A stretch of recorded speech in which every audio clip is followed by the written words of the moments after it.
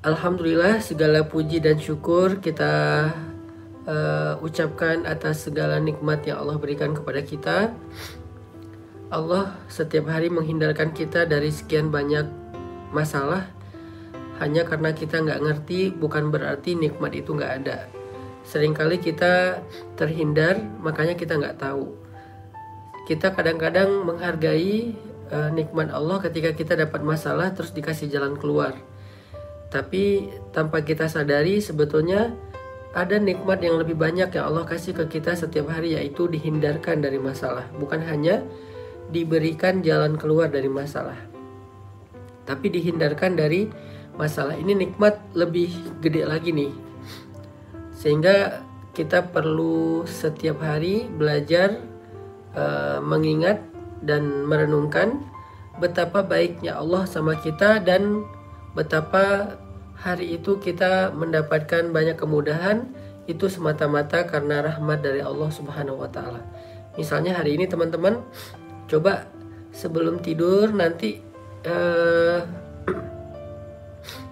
teman-teman ingat lagi kira-kira hari ini udah dapat kemudahan apa aja dalam hidup. Mulai dari bangun tidur tadi pagi, kemudian berangkat kerja, berangkat kuliah, berangkat sekolah atau beraktivitas, sampai kembali ke rumah saat ini, udah berapa banyak kebaikan-kebaikan dan kemudahan yang kita dapatkan. Itu semuanya nikmat dari Allah.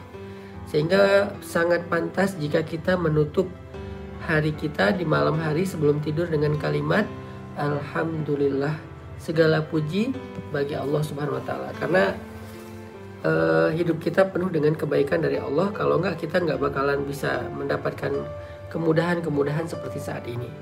Malam ini kita akan melanjutkan pembahasan tentang Al-Malik, salah satu di antara Asmaullahil Husna, yaitu Al-Malik. Lalu kira-kira apa makna dari kata Malik ini? Malik ini memiliki makna yang pertama adalah yang memiliki, yang kedua adalah yang berkuasa. Tetapi khusus untuk Allah, kalimat Malik atau Malik atau Malik itu mengandung semua makna kekuasaan.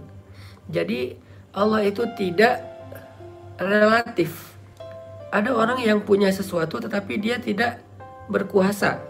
Ada yang berkuasa terhadap sesuatu tapi tidak memiliki. Maka itulah relativitas dari kata Malik apabila dilekatkan kepada makhluk.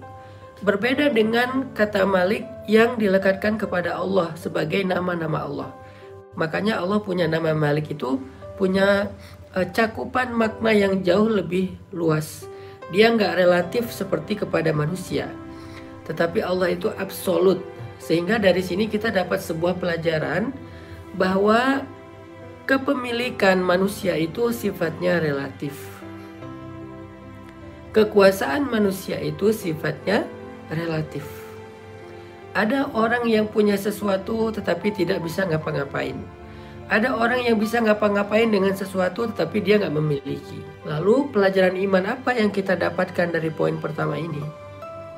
Dari poin ketika kita memahami makna Malik kepada makhluk dan Malik kepada Allah. Apa poin pelajaran iman yang kita dapat dari sini? Dari poin pertama ini, pelajaran iman yang kita dapat teman-teman adalah bahwa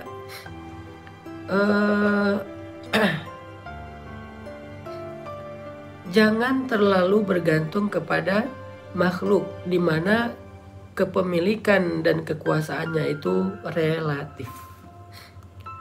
Kita belajar untuk bergantung kepada Allah yang kepemilikan dan kekuasaannya itu absolut. Sehingga kalau kita mau bergantung teman-teman, kalau kita mau berserah, kalau kita mau berpasrah, di sini pelajaran imannya cobalah bergantung yang paling tinggi itu kepada Allah Subhanahu wa taala. Kita ini adalah hambanya Allah. Hamba sahaya. Kita ini budak, kita ini makhluk ciptaan Allah. Allah adalah penguasa kita. Allah itu pemilik kita. Allah itu pengatur kita. Allah itu yang mengendalikan segala sesuatu tentang kehidupan kita. Sehingga ketika kita terkadang hidup di antara manusia, lalu kita berharap kepada mereka, kita bergantung kepada mereka, maka cobalah tetap memberikan batasan. Ketergantungan kita kepada manusia itu tidak pernah sampai sama, apalagi lebih dengan ketergantungan kita kepada Allah. Sehingga bisa jadi manusia meninggalkan kita, tapi Allah gak pernah ninggalin kita. Bisa jadi manusia mengabaikan kita, Allah selalu peduli kepada kita. Bisa jadi manusia gak mampu untuk menolong kita, tetapi Allah Maha Kuasa atas segala sesuatu dalam menyelesaikan masalah kita. Ini adalah poin pertama dari kata Malik, Maha Kuasa, Maha Memiliki, yang mengatur, dan seterusnya. Sehingga dengan demikian teman-teman nanti akan ketika dalam keadaan dalam keadaan lemah, dalam keadaan galau, dalam keadaan bimbang, dalam keadaan bingung, dalam keadaan kayak hampir putus asa gitu, maka teman-teman coba baca kalimat ini, Allahumma malikal mulk tu'til mulka man tasha wa tanzi'ul mulka mimman tasha wa tu'izzu man tasha wa tudhillu man tasha biyadikal khair innaka ala kulli syai'in qadir. Ini kita belajar gimana ya tentang diri kita sendiri yang kadang-kadang kita ngerasa kayak terganggu oleh perilaku orang lain kepada kita. Seolah-olah kalau orang ingin menjatuhkan kita, kita akan benar-benar jatuh. Seolah-olah kalau orang lain menghinakan kita, kita akan benar-benar hina. Padahal enggak, semua itu di tangan Allah. Allah ala kulli syai'in qadir. Allah Maha Kuasa, Allah bisa ngapain aja. Jadi orang tuh nggak bisa menjatuhkan kita,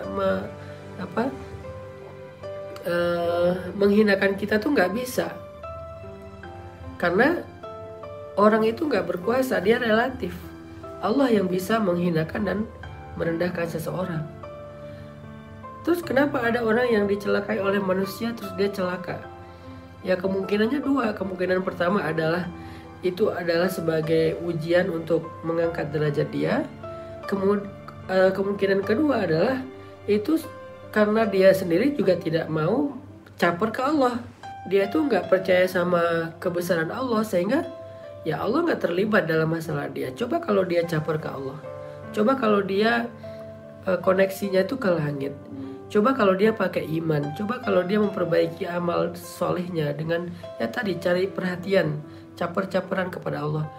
Allah nggak akan ngebiarin kok dia dihinakan atau direndahkan, nggak dibiarin sama Allah. Dan kalau Allah nggak membiarkan seseorang dihina atau direndahkan oleh makhluknya, maka nggak ada satupun yang bisa melakukan itu kepada dia. Ini cara Allah memuliakan siapa yang dia kehendaki. Itu makna wa tu'izzu man tasya wa tudhillu man tasya.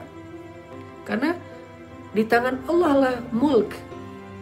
Biyadikal mulk, biyadikal khair. Di tangan Allah lah kekuasaan. Terus kalau mau dapetin mulk dan izzah, mulk itu kekuasaan, izzah itu kemuliaan, gimana caranya? Caper-caperanlah kepada yang ala kulli syai'in qadir, yang absolut. Caper-caperanlah kepada malikal mulk, pemilik segala kekuasaan dan kerajaan. Caper-caperlah kepada biyadikal khair, yang di tangannya ada segala kebaikan. Caper-caperlah kepada dia. Siapa dia? Allah.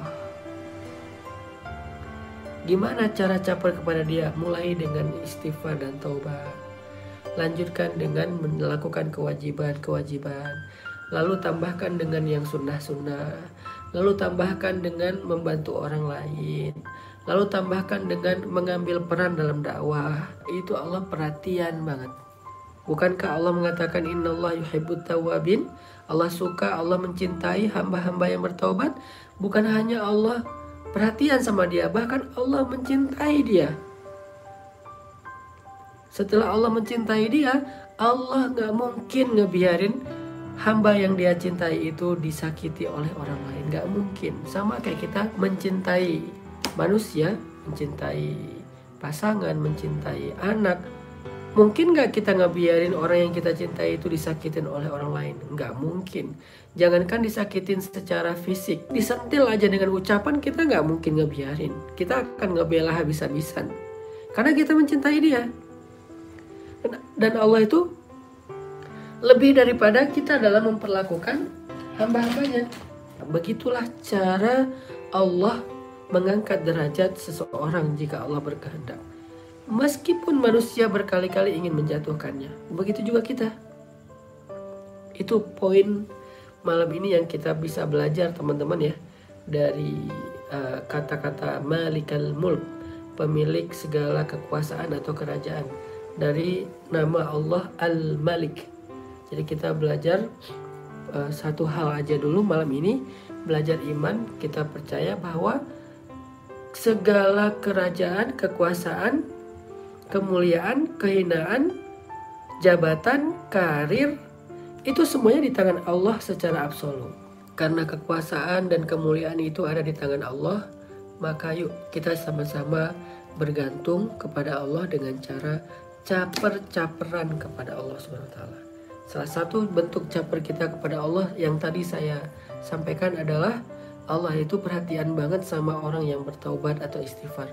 Maka yuk kita banyakin istighfar dan taubat.